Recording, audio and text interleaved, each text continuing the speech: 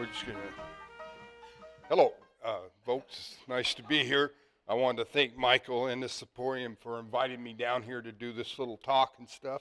And my story will start out kind of like when I went to Alaska, leading up to what we're going to unveil here today and how we come about it and how I went through the fisheries and where I came from, to show a lot of people that you can start out from nothing and make something happen. So we're going to do that. So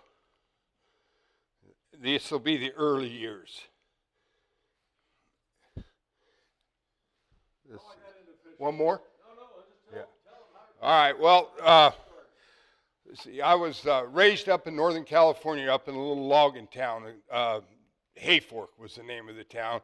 Went through high school there, and my folks had went to Alaska in 1967, and I kind of hung around Trinity County there, working in the woods and the sawmills. And so me and my sister and my brother just got back from Vietnam then, so we all got on an airplane, and we went up to have Christmas with my folks. Well, that was wonderful, and everything went good, but I didn't have enough money to get here. So I stayed in Alaska, and I went fishing. And the first boat, the first story that is really worth remembering is that there's this old feller, his name was Vern Savage. He had an old schooner-style boat, and it was wood, and of course, and they all were back then.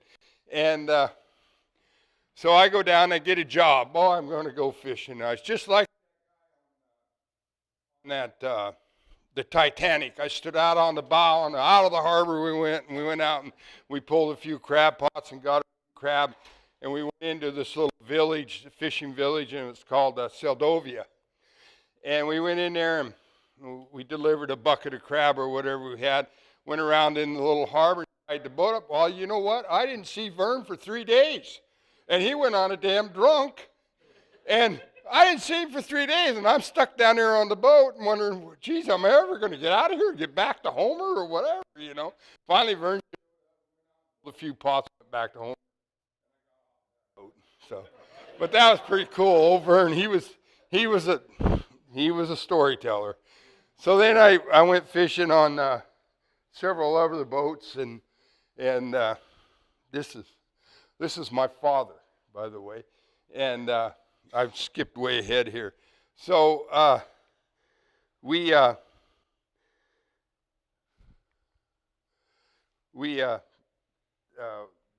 did pretty good fishing, deckhanding and stuff. And did you have that picture of the Primus on here? Is it?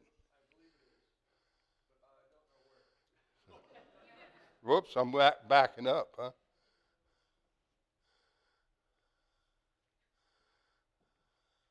Okay, there it is, there.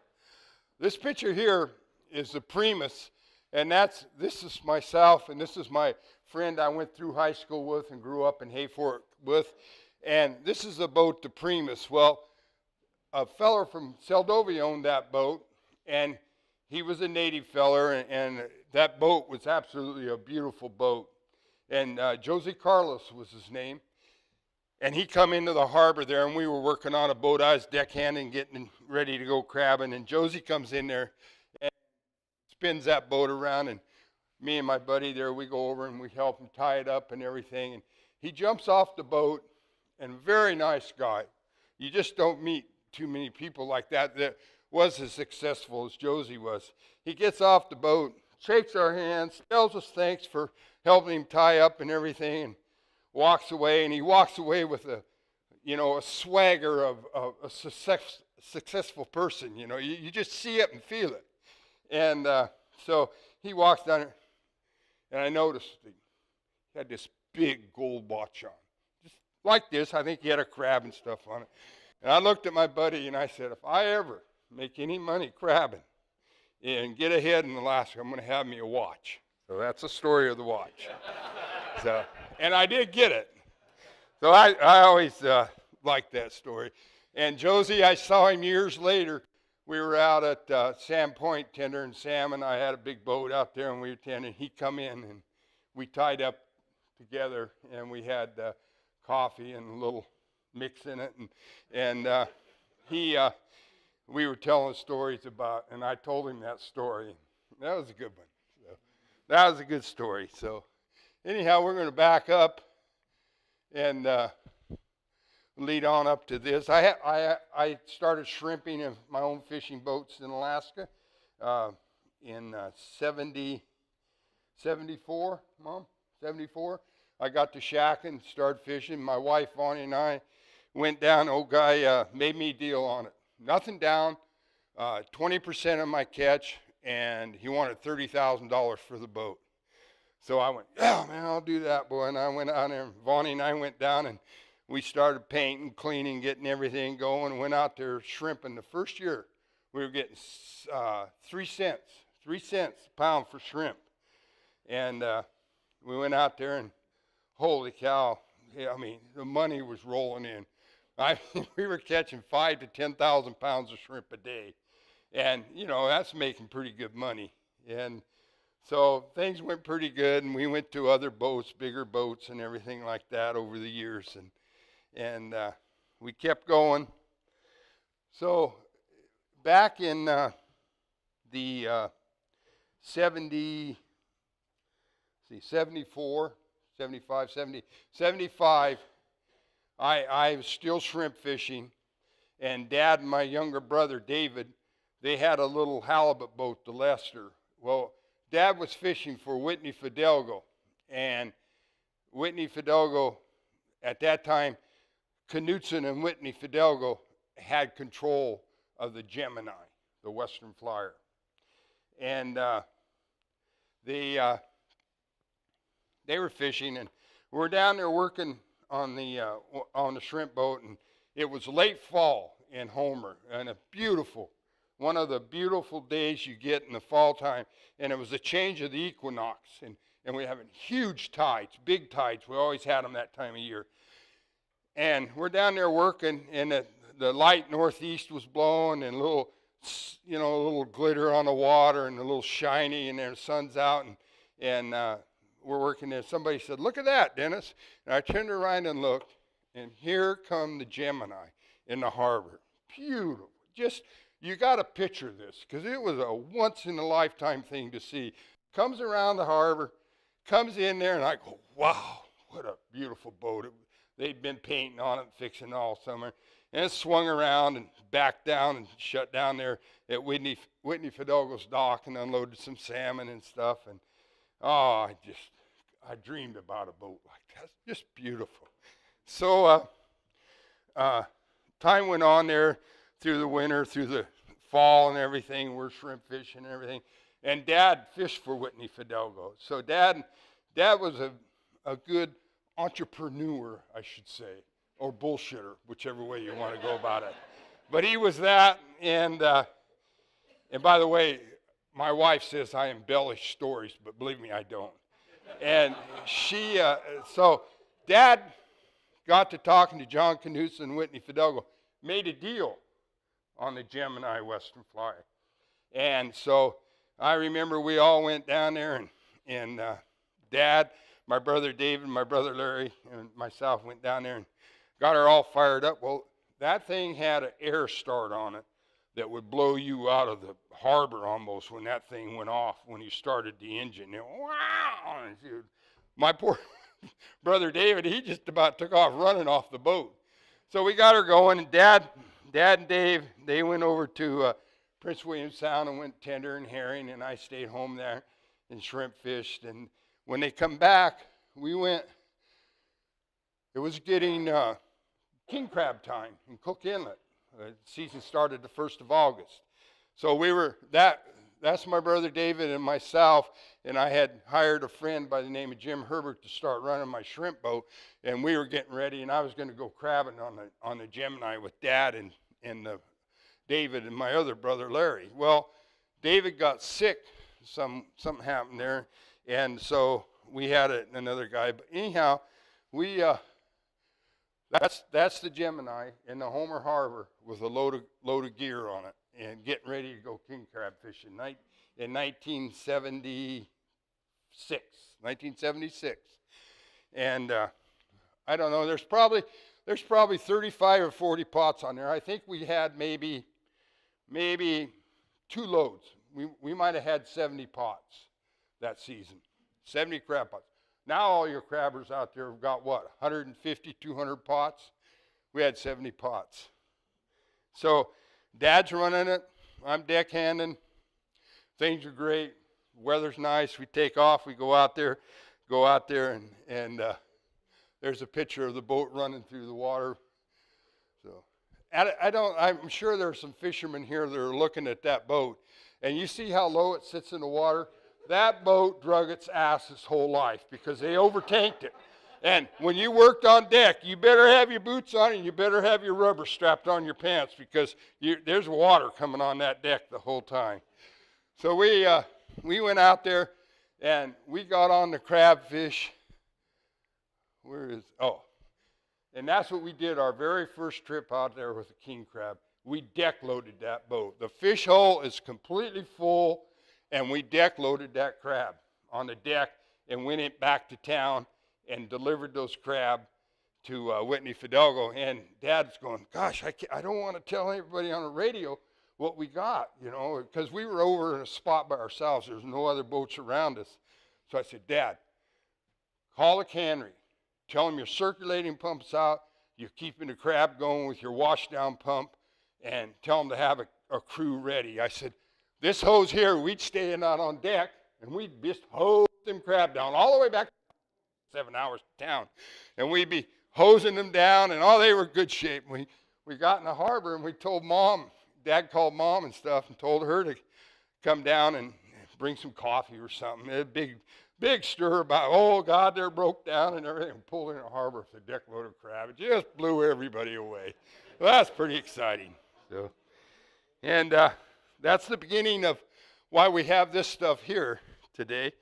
So, meanwhile, I was fishing. There's a picture of, that's Dad there, and that's my brother David. And I don't know if that's my cousin Fred or what, but it's part of the family, I'm sure.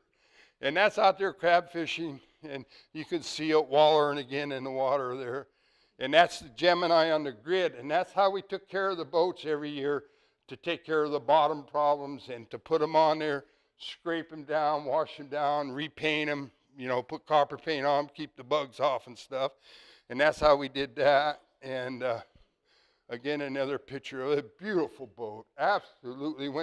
I'm sure when they get done with that boat in Seattle, you're going to see a beautiful boat again, because that old girl, she has some history, boy.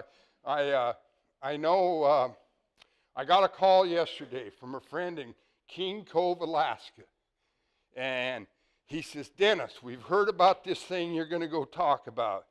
And he says, I got to tell you about when that boat fished out of King Cove. And old Buddy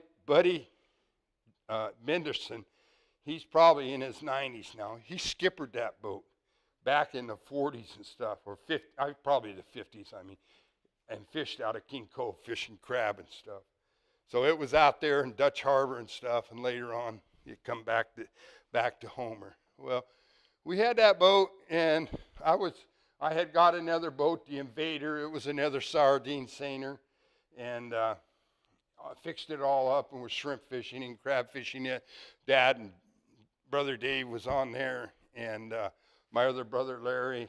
And Larry went into building fish boats and stuff, him and a friend. And so we were all busy as heck, fishing and stuff. And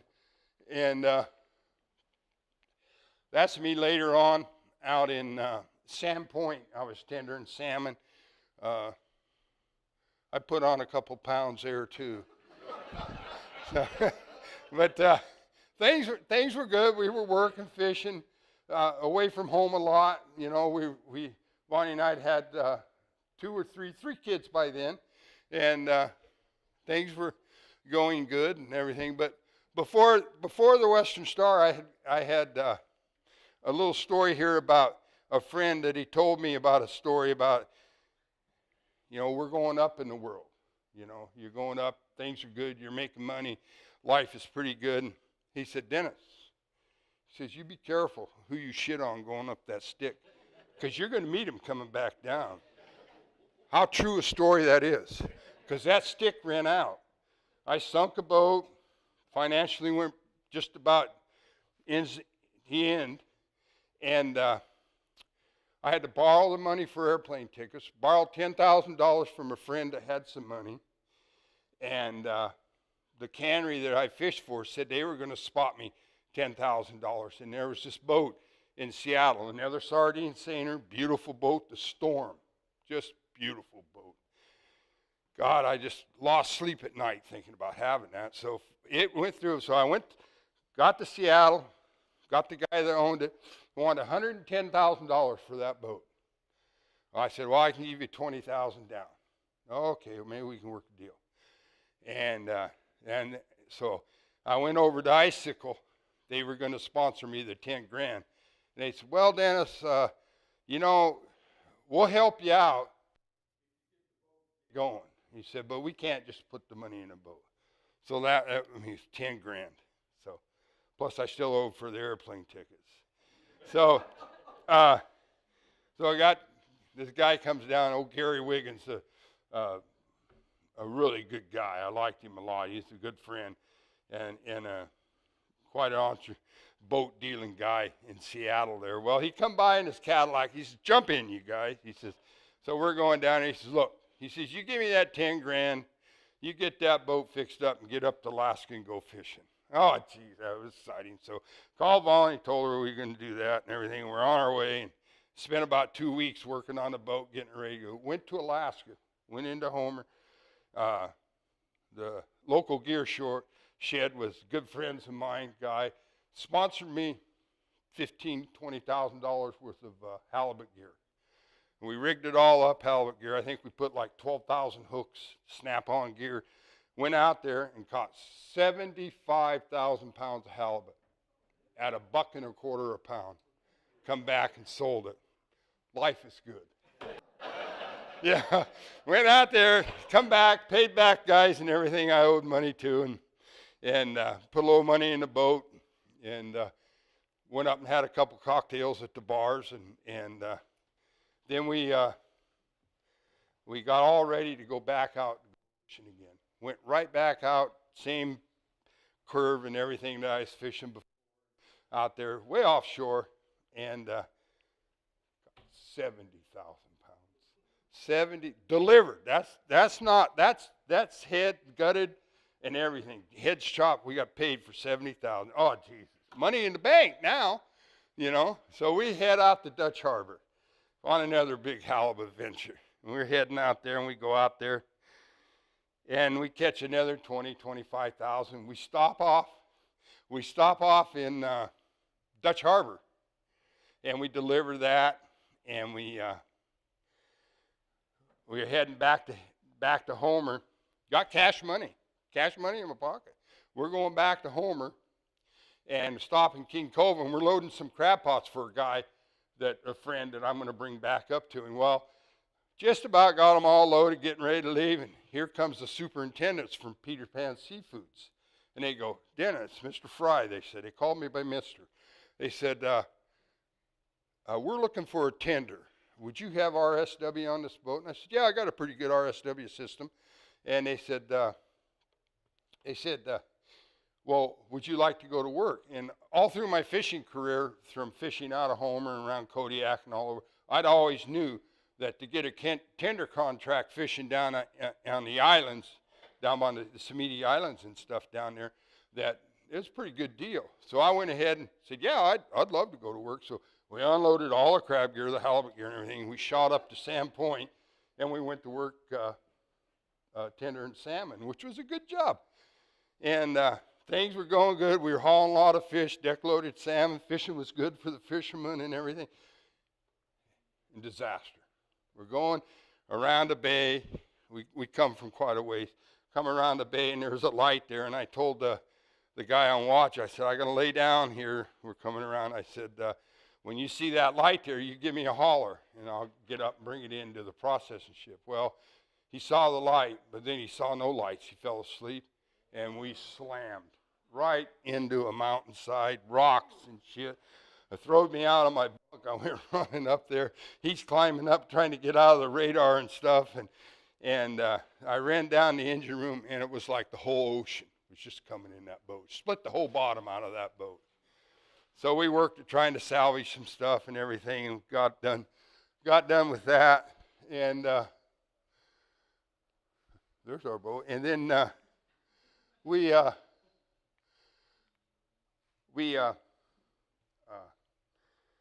on an airplane, went down to see the guy I got that boat from, the storm from, and he had another boat. It's called the Western Star, believe it or not.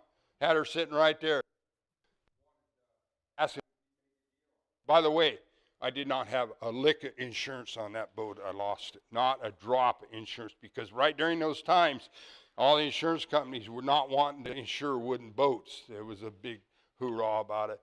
And but I fished that boat, and I only owed $20,000 on it by the time that I lost it. So this guy had another boat, and the cannery and him and the banker sit down, and we made a big deal on it. On this new boat, it was $200,000 plus what I owed. And I got that boat, it's called the Western Star. I got her fixed up and headed back to Alaska. Went fishing again with that one. And just a short story on that. My time's running out, so I can't bullshit no more. And this,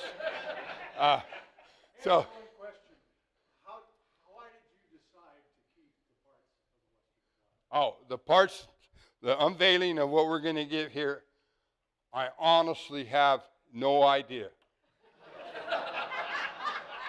I've tried to tell Michael that several times. I have packed those things off of the boat, up the ramp. I mean, we have ramps in Alaska, and stored them in my house in Alaska, in my basement. I'd go down and work on them, and my thought in my mind was always to make a yard ornament out of it, flowers and all this kind of stuff. And we had a skiff in our yard up there, and Vonnie had flowers planted in, and I always thought that looked kind of cool around there. Well, then we sold out in Alaska in 1990 and moved back to California. And I have a great big anchor that I drug up in Port Graham that come off a Russian sailing ship. I have a great big deck winch that come off of one of the seiners that I had. And I had all this stuff here. And I had a 40-foot van that we were packing our stuff in. And I went out to the cannery, and I borrowed their boom truck, and I picked all this stuff up, and I put it in that van and brought it to California with me. And it was sitting out in my shed there, and Michael had met up with a gentleman by the name of Jim Herbert that fished on my boats and stuff, and he kind of led Michael to me. And then Michael called Vonnie one day, and Vonnie talked to him, and immediately when you talk to Michael, you begin to like the guy whether you want to or not. I mean, he's an all right guy. So we were kind of bullshitting on the phone there, and he says, well, I'll come by and we'll look at that stuff and sit on the porch. So we set a day and everything.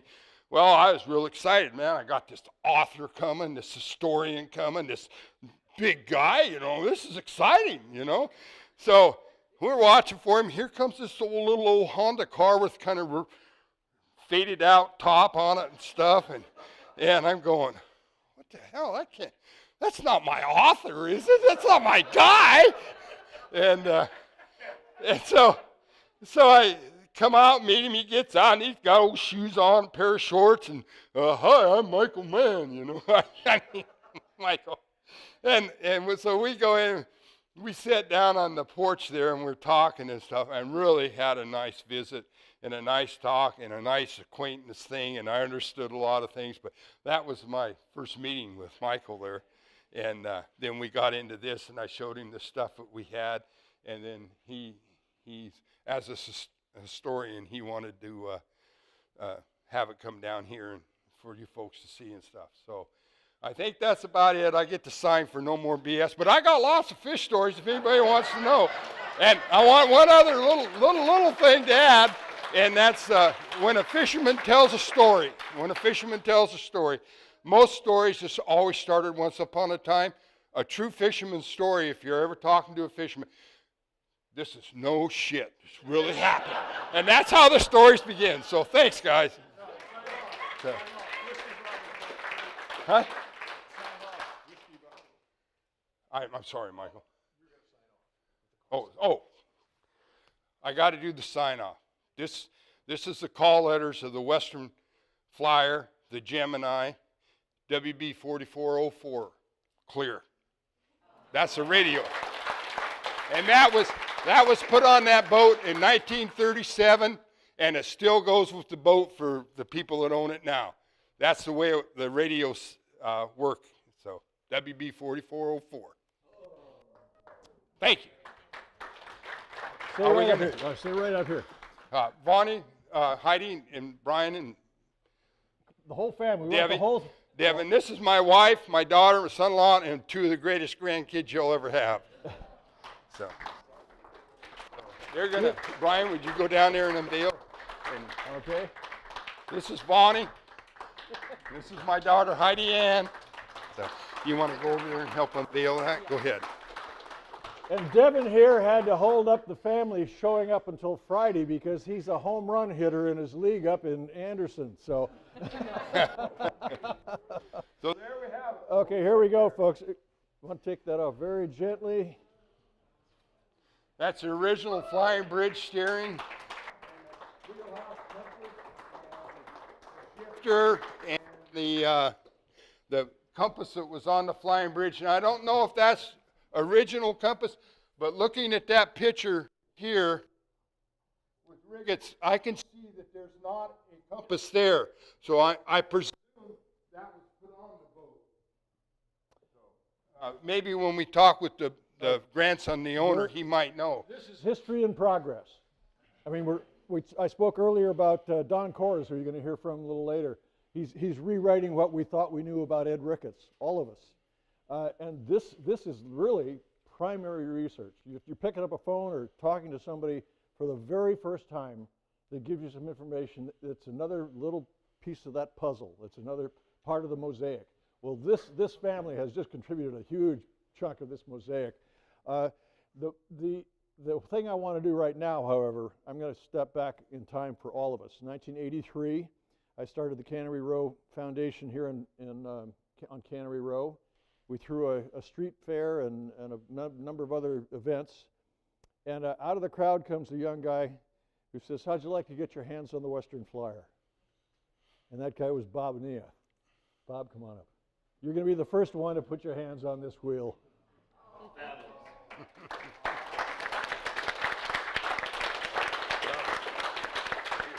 Thank you. There you go, Bobby. Okay, your camera's out. This is it. Standing by the wheel. All right. There he is. Now, hold on. That's a picture of my Uncle Tony in 1937 when he took delivery of the Western Flyer, and of course. I'll be darned. That was. Yeah. And he His uncle. Oh, your uncle. Yeah. Yeah. And he does have A compass. Did it have a compass on it? Did no? It didn't. It didn't. Yeah, it does. Not on the thing there though. It was on the bridge, huh? That must be it, because it was on there when we got the boat. Yeah. All right. Well, I'd like to get a photograph with Bobby.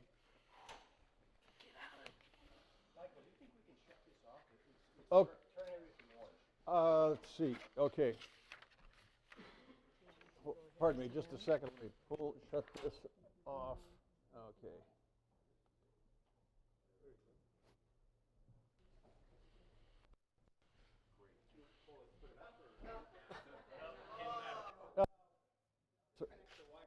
Yeah, pull the plug. Just Here, let's get out of the way and let's get out of your way. I want to photograph with this guy for historical purposes, because I want you all to know that we wouldn't be here today if it weren't for Bob Ania. And further, there probably wouldn't be a Western Flyer today at all if it weren't for him and his 33 years that I got to ride along on his shirt tails. Well, we tried to acquire this boat over 3 decades, but it wasn't to be. That role was left for somebody else, and you're going to hear from John Gregg later, who was the marine geologist that you are probably all quite aware of now, who made a very foolish act. It was an act of love, and he paid way too much money for a boat that didn't float. But when it floats again, it's going to be something to behold. And that's what the rest of the story this afternoon is about. But what we're going to do now is I'd like a couple other people to come up here and join Bobby and I at this wheel. Richard Astro. Is Richard here? Hey, you got it. Without Richard, we still wouldn't be talking about Ed Ricketts. And he had his first chance to get into Ed Ricketts' lab last night. How's that for a career? There you go. Get your hands on that.